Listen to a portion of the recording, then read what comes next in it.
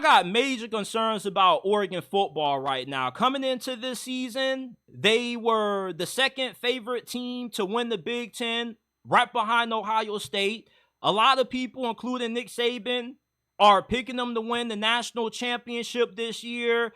And their first 2 weeks of this season have been really disappointing and really concerning. Week 1, you barely beat Idaho. You were a 48.5-point favorite going into that game. You only beat them by 10 points. And it's not like Idaho State is some juggernaut FCS program. As a matter of fact, I remember they used to be FBS, and then they had to move down to FCS.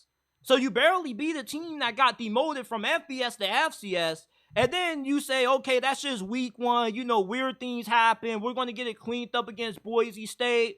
And you barely beat Boise State. It took you to get a last-minute field goal to finish off Boise State. And Boise State, although they are one of the more well-respected G4, G5 programs out there, when you play Boise State, nobody looks at them as just an easy win. You know, people see the name Boise State and they're like, oh shit, you playing Boise State, you better look out for them. But even then, you have enough talent where you should be blowing out schools like Idaho. You should be blowing out schools like Boise State.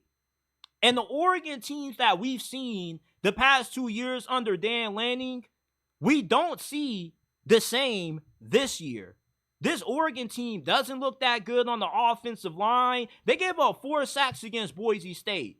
You know, Ashton Gentry had 192 rushing yards, 3 touchdowns. He was averaging 7.7 yards per carry. That's a big concern when you watch Oregon football, is that defense. That defense is not as good as what I thought it was going to be.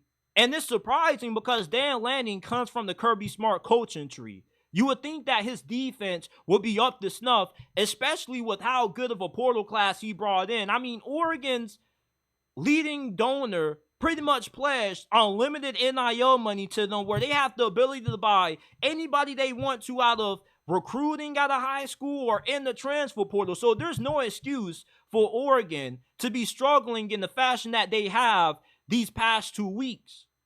And, you know, I don't even know if they're going to make it to the Big Ten championship. At this point, they may end up losing 3 games. If you can barely beat Idaho and Boise State, are you going to be able to beat Michigan? Are you going to be able to beat Ohio State? I don't know.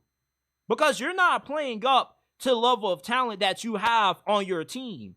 Oregon has one of the most talented teams in college football this year. This is a top 10 team or better from a talent standpoint. So therefore, you shouldn't be in close games and dogfights with a low-level FCS school in Idaho and Boise State. Regardless of how good those teams may be, it's no excuse when you're the juggernaut that Oregon is. You are recruiting as good as you've ever had.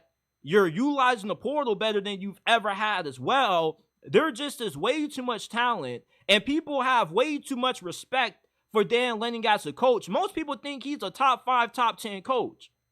So when you get this much praise, you expect better results than what you've been seeing out of the Ducks this year. You know, having a close game in week 1 is one thing, but having a close game with Boise State is a huge concern, because regardless of how good Boise State may be this year, you shouldn't be in dogfights with them when you just completely out-roster them. And if your excuse is, well, JT, the games aren't always played on paper, then it's a coaching issue. Maybe people anointed Dan Lanning as the next great thing way too fast. You see, Oregon is one of those programs that for over the last couple of years, you keep asking yourself, when are they going to break through? If they ever break through. Because they more than have enough to win a national championship.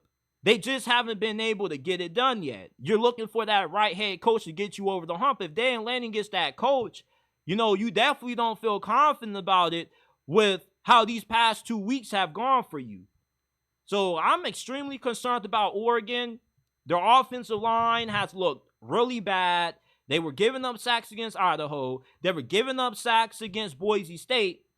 And Dylan Gabriel isn't as good as what Bo Nix was. Maybe Bo Nix masked a lot of the problems with Oregon football that we didn't really know about due to how good they were when Bo Nix was underneath center at quarterback.